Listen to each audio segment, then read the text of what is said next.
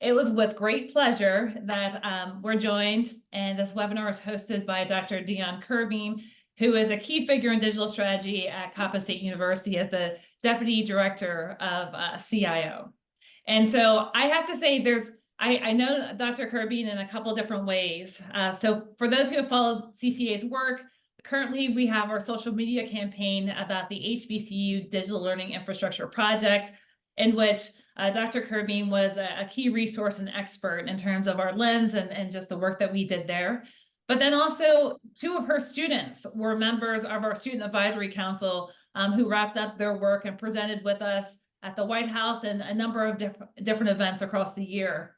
So all that to be said, I just want to welcome Dionne to the conversation, to lead us in this conversation, because quite frankly, she's at the forefront of many of this, right? She's integrating technology and education to enhance learning, centering our students' learning styles and their success.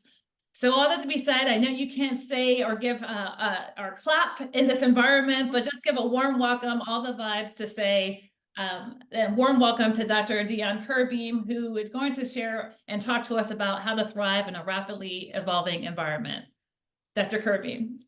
Oh, Miss Fairfax, thank you so much. That was such a nice introduction. And depending upon your time zone, good afternoon or good morning. I am Dionne Curbeam. I've been at Coppin for almost 17 years, but I have worked in ed tech space for at least 20 something years. And I am proud and lovingly say that I am a true technology geek. I love technology and I love the space where we can intersect technology and education. And as Ms. Fairfax mentioned, that I had the opportunity to work with CCA with a lot of the initiatives when it came to the digital learning infrastructure component. And that was a really amazing opportunity. So I come to you today, and some of this because I realize I have a lot of content, but I want to really try to be as engaging as possible and try to move this as quickly as possible because I know I only have an hour.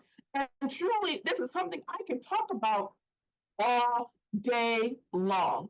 So I want to talk a bit about the strategic planning side, giving some tips and things of that nature. Now, I know we don't have the full chat, but in the Q&A, I'm curious, who do I have in the room? What is your role at your university? What's your intent? And if you are comfortable, what brings you to this webinar today? So the chat is open. Okay, great. So the chat is open. So don't be shy.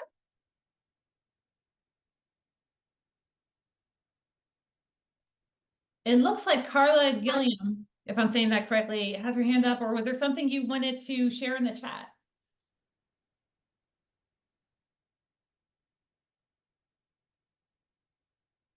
Okay. Well, all right. So it looks like we have some things coming in here. So great. We have interest in the intersection of digital learning and strategic planning. Absolutely. All right. We have someone on the academic side, several people on the academic side. That's great. Dean, curriculum and online learning. Absolutely. COVID has changed that world for us tremendously. All right. Oh, we have entrepreneurs, Dean of Effectiveness, Institutional Effectiveness. So it seems like we have a wide variety of individuals here in the room today. And I'm curious if there's anything that really led you here today. I always like to know that in advance. So even if I don't cover it, that maybe there'll be an opportunity for us to bring it to later.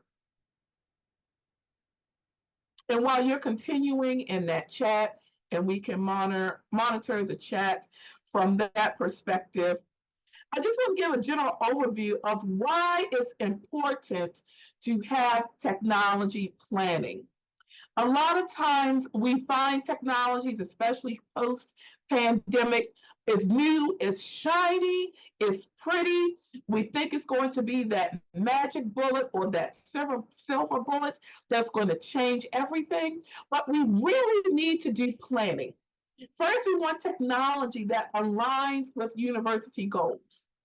And one thing that many universities are doing, they're finding, is there are a lot of duplications of systems. One office may purchase this, another office may purchase that. And so there's a lot of duplication. So planning assists with that. And with that duplication is something that's called, now we know as the SaaS sprawl. SaaS is an acronym for software as a service. And many of the things that we're purchasing now are SaaS products. And they're very easy to purchase. And for institutions who have a centralized IT unit, quite honestly, it's giving us a little bit of a headache because everybody's purchasing all these SaaS products. Then there's the expectation that IT needs support, and we don't know about it. So it helps to prevent that. It provides a good opportunity for a return on investment and a better understanding of the overall IT on campus. Now, with CCA, as part of the work that I was really had the honor to be for the Digital Learning Infrastructure Initiative with HBCUs, the taxonomy that you see on the screen was developed from that research.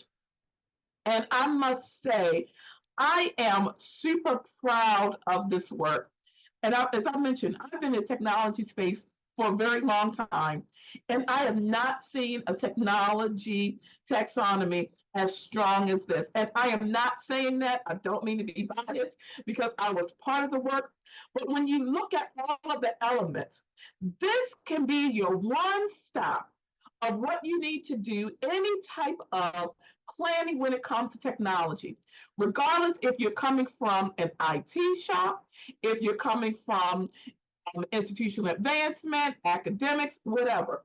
That regardless, the foundation is always going to be the foundation. Your vision, your policy, your change management, your funding. And in order for those things to happen, your infrastructure must be there. Your connectivity, your access, making sure that there is support and maintenance.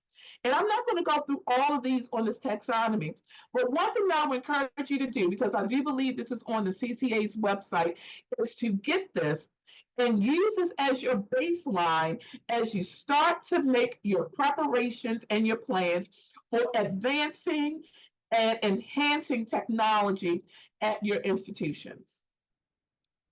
Now, I'm a baby of the David Letterman era, where we always had a top 10 list. So today, I'm going to give you 10 things that I want you to consider as you expand or advance technology within your universities. And if you have any questions, just type them in the chat or in the Q&A. And there'll be some opportunities that I'm going to ask for some feedback in the chat, but I'll get to all of the questions at the end. So, starting with number 10, IT is not the enemy. Sometimes, particularly, and I've been on both the academic side of the house and the IT side of the house, so I see from both perspectives that IT is often looked at, as we like to say, they always like to say no. When we want to do something, no, we can't do that because of policy, because of procedure, because we don't have this. And sometimes that causes a disjointed working relationship between different areas of the campus and IT. But really, engage IT. If there are ideas that you have, if there's technology that you want, engage them in the beginning to let them know, hey, this is what I want to do. This is the idea that I have. So that way they can give the information to see, does it align with the technology infrastructure that we have? If there is a lift from IT, maybe they need to provide data feeds or integration. How long will it be? And also from a compliance and a security perspective, are they up to standards when it comes to making sure that they are securing data on their systems? So when you work with IT, say, hey, provide this to me in non-technical terms. Put it in the layman's terminology for me.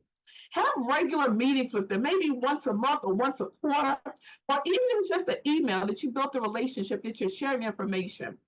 And for IT staff that are on this webinar, my advice to you is let's not think in ones and zeros and bits and bytes. We are in a new era of technology where it's more human centered. So we have to get out of our shell that everything is ones and zeros and bits and bytes. And for those who are not familiar, that's tech speak. So we have to get away from the tech speak and start looking at it through the mission of the university, through the student experience, the faculty experience, the work experience, things of that nature. And one thing that's important to recognize is that technology, it does not change the university. It's actually the people that change the university. Just give me an emoji or show of hands or whatever. If you've been on a campus that they brought this wonderful technology or implemented this wonderful tool, it was going to be the best thing since apple pie, but it didn't work the way it was supposed to work. Do I have anybody who's experienced something like that? Give me a thumbs up, a heart emoji, or everything has just worked perfectly for you, so you've never have experienced anything like that. All right, I see some thumbs up coming up. Very good. So you know that happens. But one thing that we often miss is the role that the people play in making sure that the technology is implemented correctly and also introduced correctly to the stakeholders. A lot of the times, adoptions fail because it's not introduced correctly to the university. So make sure that there is an appetite or culture for technology advancement. And just because it's not doesn't mean that you can't do it. It means that there needs to be a mechanism to change the mindset of the university. So let them understand what is going on and why this is happening and introducing it in such a way. If people have fears, if they have concerns, address them because that's going to help get you over the hurdle. Have a clear communications plan. And, Mary mentioned sometimes it's late in the game, but you really need to start communicating before anything starts to get implemented or the thought even starts to go across. So you want to start communicating early, communicating often. And one thing I like to say, it typically takes 5 different mechanisms for all the stakeholders to understand one message. So that might be a text message, a flyer, digital signage, email, postcard, walking to offices, etc. So sometimes you have to think out the box, depending upon the stakeholders you're dealing with. People are giving you feedback and you say, okay, thank you very much, but it's never acted upon, then individuals start to lose confidence in what's happening. So act upon feedback. Even if it's something that can't be done or something that will not work, just address it and celebrate it when you are successful. And it's important to diversify your technology strategy. You want to balance risk and innovation. And always keep in mind, the earlier the adoption, the higher the risk. So what that means is if there's a brand new shiny technology, there may be only 4 universities have used so far, but it's going to be great. Remember, there hasn't been a pathway laid for anybody else. The trail has not been blazed. So you will be the trailblazers. And when you are blazing a trail, there are typically more obstacles, more hurdles. The ground is a little bit rougher. So if you are going to adopt something that's early on or be very innovative, expect a lot of bumps in the road, but be willing to stick with it. And you want to consider the life cycle of the technology. Is this the right time and opportunity to purchase? Is your campus ready for it, etc.? And you want to prioritize what's the most impactful and what aligns with your business needs. I'm going to show you two different models of something that can be helpful for that. Now, this is actually something that we learned in business school, is the action priority matrix. Throw a thumbs up or an emoji if you've seen something like this before, if you've seen the action priority matrix. Okay, we can see one thumb up. Great. This is the lens that you can look through that can be helpful as you decide what type of technology initiatives do you need to implement. So when we look at the action priority matrix, there are 4 different areas. You have your quick wins. That's high impact, low effort. It doesn't take a lot of time. It doesn't take a lot of money, but it's something that can make you look like a hero in the campus's eyes. Then you have your major projects. Yes, they have a lot of high impact, but they also have a lot of effort. That effort might be time. It may take multiple years. It may take multiple dollars in order to do something. But once it's implemented, then it will have a high impact. Then you have these lower impact things that may not be something you want to put your money in. You know, your low impact, low efforts, you know, and then the things that you just do that you put a lot of time into, but it's low impact. When you are looking at your technology strategy, sometimes you need to do the fill-ins and the thankless tasks. But if you fill a lot of your time with this kind of with these type of initiatives, you will not advance technology on your campuses. You want to try to stick as much as possible between the top 2. And when you can get those quick wins, or as Mary mentioned, the low-hanging fruit, you start to build confidence in the individuals on your campus. And you will be more likely to build alliances because people like to jump on board of things that they see successful and things that have impact. But if you spend all of your time in major projects and the campus doesn't see any traction of how technology can help them, how it can support them, then you're going to lose people and lose your supporters. So make sure that you are balancing that and aligning everything with your university goals and mission. You know, I just put a couple of samples up here. You know, that if you want to allow your students to book online appointments with faculty and financial aid, that's a high impact because it makes it easier for students to connect with their faculty and financial aid. But the effort is low because most likely you already have a license for that. It's just a matter of rolling it out. Now, CRM platforms, consumer relationship management platforms, are really high impact. But to do one comprehensively, that can take a minimum of a year, sometimes upwards to 3 years to roll out. Those are things such as Anthology, Salesforce, etc. And also they can be quite expensive. So people would not necessarily see the fruits of your labor as you're working through those different types of things. Oops, I need to pull my do not disturb. And then sometimes the compliance, you do compliance for outdated systems. That's one of those low impact things, but it takes a lot of time to do it. And those are the efforts that you need to start to reevaluate because sometimes there are certain technology efforts that you need to retire. And if you're spending a lot of time in that realm, that might be a retirement conversation or replacement conversation. And then another one is the run, grow, transform strategy. As you're thinking about how to diversify your technology strategy. That sometimes, and these examples are not from my own mind, I got these from EDUCAUSE, but that sometimes you just need to keep things running. No, we just got to make sure things are being done. We got to update the learning management system. We have to make sure that the server is running. We are just making sure things run. But there has to come a point where you want things to grow and ideally transform.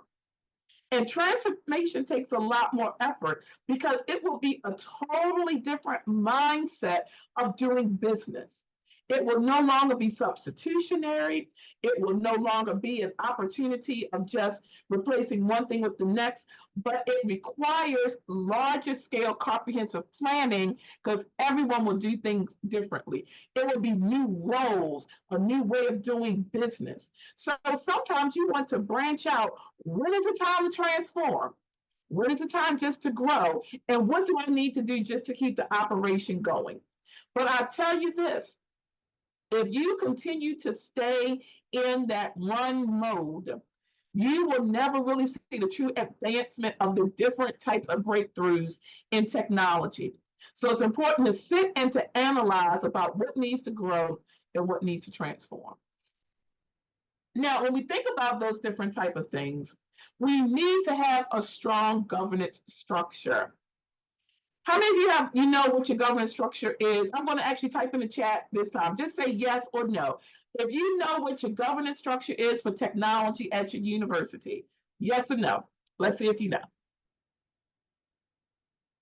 All right, great. We see a yes coming in. That's what I love to hear. Any more yeses? And if you don't know that you have governance structure, just put a question mark like, I have no clue what it is.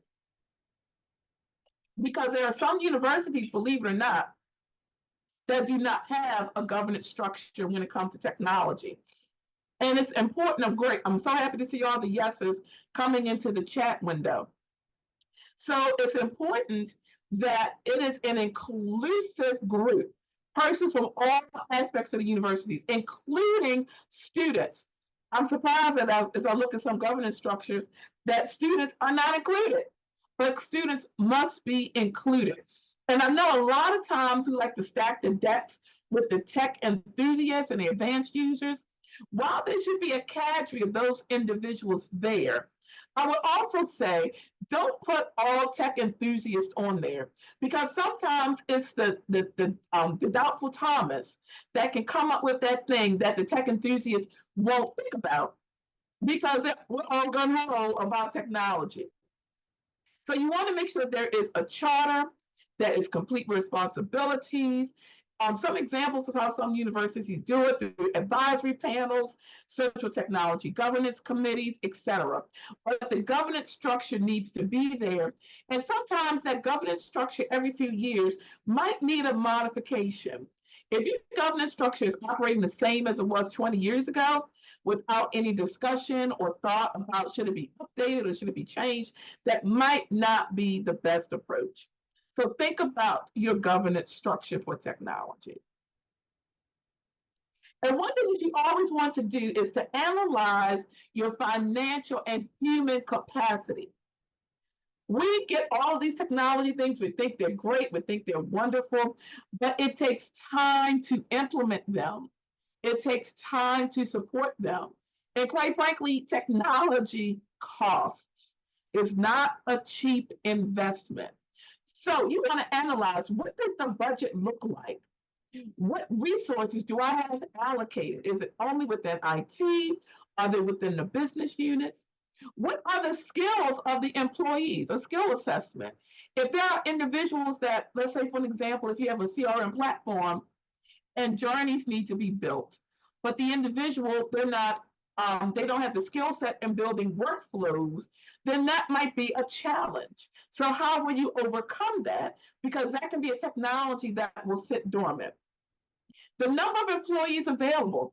If you're working with a shop of 3 people or maybe 5 people, it might be very, very difficult to operate 45 different systems. So looking at what's available from that perspective. And then look at the persons outside of IT. Maybe something lives in the admissions office or the institutional research office. So in that case, do they have the capacity to do that? And how can a partnership tend to work? What are the other university priorities? If the university is going through an accreditation process, this might not be the time to try something radically new. And what type of limitations do you have? And also, when you're thinking about human capacity, you want to think about the team that needs to be assembled. Now, this is more particularly from a tech perspective that you might need, if you have a data person, you need a data person. A help desk technician might not be able to fill a data technician spot if they don't know Banner, if they don't know how to write SQL scripts, etc. And sometimes we just get people to fill in places and they have the best willing heart, they are committed, but they don't have the skills to do the job. So you want to make sure you are not misaligning, have a technology, but put the wrong people in place to operate the technology. Because remember, it goes back to it's people that change the institution. And sometimes things go away because we don't have the right people sitting at the table and we don't have the right people operating the technology. All right, I think I'm making good on time. So we're in time for some conversation. I love it. One thing you want to do is to make the users feel supported. If there's a technology initiative, a digital initiative, and the users feel like they are sinking or they are out there on their own with no help, with no resources, you are going to have a high level of resistance, which most likely people will reject the technology, or it will make it difficult for that road for the advancement. So you want to make sure that technology is never a set it and forget it model. I'm sorry, some things are copied here, but you don't want a set it and forget it model. You want a robust support system for all users, not just the tech enthusiasts, but also those that are more of the laggards to support them. You know, what are your workshops? What are your training? What are your knowledge base? Is there a help desk? Is there something available 24/7? Is there something they can read? Is there a video they can watch? Is there a person they can call? Do you have champions within the areas that can help them move through this? But make them feel supported, because people are quicker to spread the negative than they are the positive. And if individuals are trying to use a technology, learn technology, and they feel like I can't do this, nobody is helping me, I give up, you have lost the battle as the leader for putting that thing forward. So make your people feel supported. And sometimes it costs money to do that. You want to also make sure that you have your key performance indicators and your return on investment measures. Now, I'm going to tell you a secret that's really not a secret. A lot of times we think we get these shiny new technology tools, it's going to save us money. Sorry. Research is showing that most of the time it does not save money, but the return on investment comes in other measures, such as through savings of time, through efficiency, through productivity. That's why it's important to identify those key performance indicators, and as much as possible, align those indicators with your university strategic plans and priorities. Is that usage rates? Is that student satisfaction? Are you trying to reduce the frequency of incidents that people are always calling, asking about? When is my financial aid going to be packaged? When is my financial aid going to be posted? But you've implemented a new chatbot solution, so now the incidents have dropped 45%. Is an increase in processing documents, that if students need to change their major, they have to walk all over campus, papers are getting lost, but now you've implemented a signage solution, so now it's a quicker flow of information. But you always want to measure that delta, that difference. What was the state like before, and what was it like after? And this is really going to be important in my next piece, so what I'm about to share with you is my next piece. So have those metrics. And be a storyteller. I don't mean a storyteller like Pinocchio that his nose grew because he was telling untruths. But I'm talking about be a storyteller to tell your story about technology. You'll be surprised at how telling a unique story to the right constituent group, to the right stakeholder, can help move the needle on so many different incidents. The story can be through data, it can be through information, it can be through the lens of a student, it can be through the lens of a faculty member. But you want to be able to have a clear, compelling story. It doesn't have to be a dissertation length story, but something. Susan, a part-time student at Hudson University. I watch too much Law and Order, forgive me. At Hudson University, she is unable to come to campus in the daytime to take care of university business. And approximately 35% of the students at Hudson are just like Susan. This puts this student in the population in jeopardy of dropping out of the university. So that's the story setup. And you can change that to the different framework. If you're speaking to the CFO, the money person that needs to give you the money to help invest in a virtual system to meet students 24/7, you can talk about the cost allocation that it would take if we lose students, how much money we would lose, and how much money we would gain when we keep students like Susan. That's for the CFO. If you're trying to get someone like your academic advisors on board, then that part of the story could be, this will help you save time with advisement.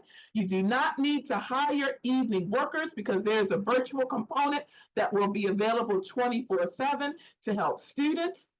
If you are trying to give this to the president, you can say how this is a new initiative that will raise the profile of the university, how it will elevate the student experience. But you see how for each person I needed to talk to, I gave the different scenario. I talked about the funding piece, how it can save us money, or how it can reduce the cost that we may losing students. I told about from the president perspective, because they're about metrics and helping the fundraise and how this can help elevate the profile. So you want to tell the story and constantly tell the story and make sure that everyone on your team knows the story and is telling the same story. That is so super important. Commit funding. Funding is so important. In fact, at some universities, it's probably one of the top 5 line items next to things like capital planning, operational expenses, and different salaries. And you need to think about technology, just not from year one, but all the years that it's going to take, from implementation to maintenance to upgrade. I was reading an article in Campus Technology, the magazine, and it was mentioned, this was in 2020 to 2021, and this was in that early part of the pandemic, that I think they surveyed over like 600 institutions, and the spending, including capital operating, $7.7 million for technology. Think about that for a moment. 7.7 million. Technology costs if you want it done well. And the reality is, you cannot build a university on best buy technology. There needs to be investment in a good infrastructure, in your security, in your data, in your infrastructure, in your training, in innovation, things of that nature. So this is where you have to become good friends with the CFO to help commit for some funding. This is when you have to be good friends with your grant writers, your department on your campus to see what type of grant funding can be available. This is when those partnerships come into play to see what other areas on campus can we partner with, to see how we can pull our resources to do what we need. This is when you start working as a consortium with other institutions, you work with other agencies to see how can we get this to work. And sometimes you have to be creative with your funding. If you can split it over multiple fiscal cycles, if you can work with a vendor to help bring down the cost for certain things, and in exchange, you might go on a speaking circuit for them. You will write a white paper for them, talk about their initiatives or whatever. But sometimes you have to be creative. But I can promise you this, if there is not a consistent commitment to funding, it will be very difficult to advance technology and to do the things that you want to do at the university. One thing I love about being in technology is my tentacles cover every aspect of the university. Because the reality is that technology is the nucleus that holds the university together and advances most of the business processes. Think about it, payroll, doing your student information systems, your learning management systems. Even at most universities, your lights, your doors are part of a digital infrastructure, your heating, HVAC systems, your security systems, all that's digital now. So technology's tentacles have expanded beyond what we normally think. And then we gotta be flexible. We have to be agile. If you were to tell us in 2021 that generative AI would have been the impact that it's making now in 2024, even 2023, we would have been like, nah, that's not going to happen. Oh no, that's not going to happen. But look, here we are. One thing that we're learning at the way how technology is moving and the speed by which things are moving, the 10-year plan, the 5-year plan is a little bit obsolete of planning from that way. Yes, we need to have the high level overview, going back to that taxonomy of making sure we have strong policies, robust infrastructure, that our data is being properly protected, things of that nature. But the little pieces that go along with it of the puzzle, sometimes we may have to pivot because of things that are happening in our culture, things that are happening in the university. A new technology has been totally disruptive, that if we don't think about how we can use it, we will be behind the 8 ball. So we need to make sure that we have a living document of what we're going to do. And it's important that we stay on the forefront of what's happening in technology. We cannot plan our infrastructure, the things that we do for technology, based upon analog concepts. Man, that would be technology malpractice if we did things the old way. So we need to know what are the top 10 things that are happening. What are the new technologies that are happening within education? And not only look in education, but look in the overall world. Because I know we lost a lot of change in education, but what's happening in corporate America, what's happening in entertainment, things of that nature will eventually come to education. So we need to know how that framework will impact us and how it can support us. And so on a regular basis, your shared governance team, your IT individuals need to review that plan, look at the top issues that's happening in the world, and see if that's still aligning for what things need to happen. So be flexible, be agile. And I do have a bonus one. Build relationships. It's all about relationships. When you want to move the needle in technology, it takes your internal partners, your stakeholders, your external partners. You need your resources, your buddies, your compadres. You need all the individuals to help you move the needle. Meet with your deans and chairs regularly. Meet with the students regularly. Meet with campus leadership regularly. Who are your tech champions? Who can be the allies that when you are not in the room, they can speak great about technology and what technology can do and how it can help enhance the university. So I want to leave about 15 minutes for discussion. And I think I did a good job with that. Go me. And I know I zoomed through that real fast because that was a lot of information. So I will take a pause and open it up. Let's have a discussion. Yep. So I do have the chat open, and if folks want to, first of all, thank you so much, Dr. Curbeam. There was just so much to take in there. So for folks who are wondering, and most likely want to share with your colleagues, this will be recorded, so I will be sharing that out for you. But now we're out of time for questions. So any thoughts, questions folks have, if you want to raise your hand, or if you want to put in the chat, I can take you off mute so you can speak. So whichever way you'd like to go.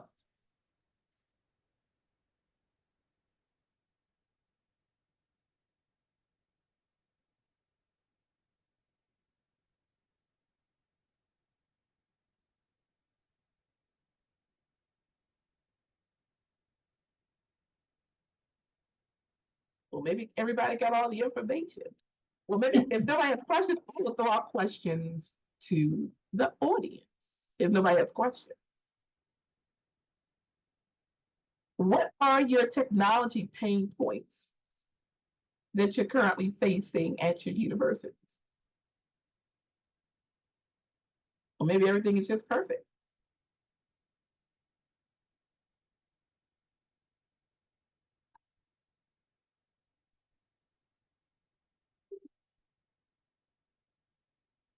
Yes, the SaaS sprawl.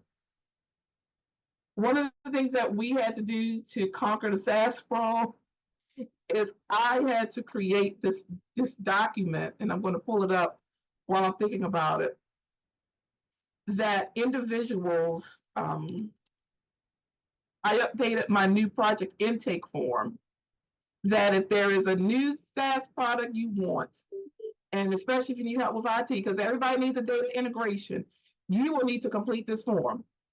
And if you get this product and we don't know about it, there is no guarantee we will help you with it. And also, when we do our requisition purchasing piece, when people go through POs, we've added a component in the workflow that either I or the chief technology officer, before it gets final approval, we have to go through and make sure that it is approved. We do an approval process. So that's helping to reduce that. And I'm just going to show you this new a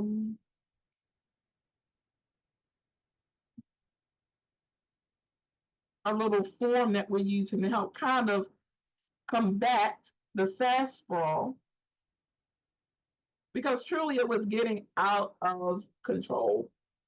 And with people having P cards and things of that nature.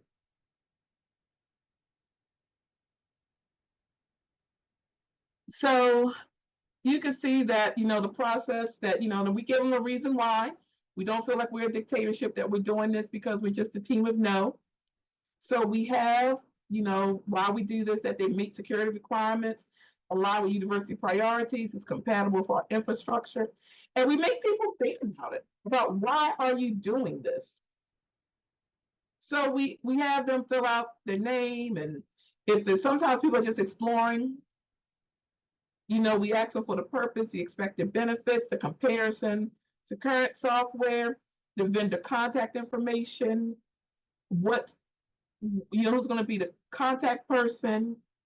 We also do an analysis for digital accessibility, because we want to make sure that any technology comes on our campus is accessible for all persons.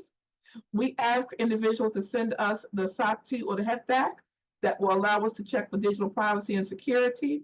We also want for our contract and technical specifications. So we get this, it goes to my project management person. We sometimes look at the different aspects of it. And we have actually, since implementing this, we've actually started to see a reduction in our SaaS sprawl, and also from the PO side, adding IT into the workflow for approval. So we've seen a reduction in our SaaS sprawl since we had to be mean and clamp down a little bit. Dionne, we got an anonymous question that asks, how does your organization provide training or resources for helping to develop digital leadership skills? So if there is a void or you need someone to step into that role, it's also saying that there are at times resource constraints, so they can't necessarily hold on to those folks. So how do they build from within? Excellent question. We have always had a mantra here that we teach one another. and professional development within IT is very important.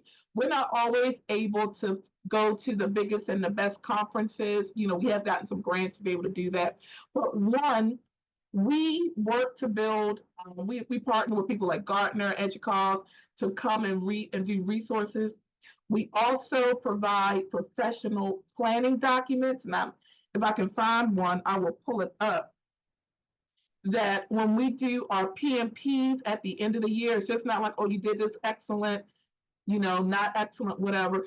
We provide a professional plan about what we expect you to do, what we need you to do, how you can do this, what resources it would take, and then we do check-ins with that.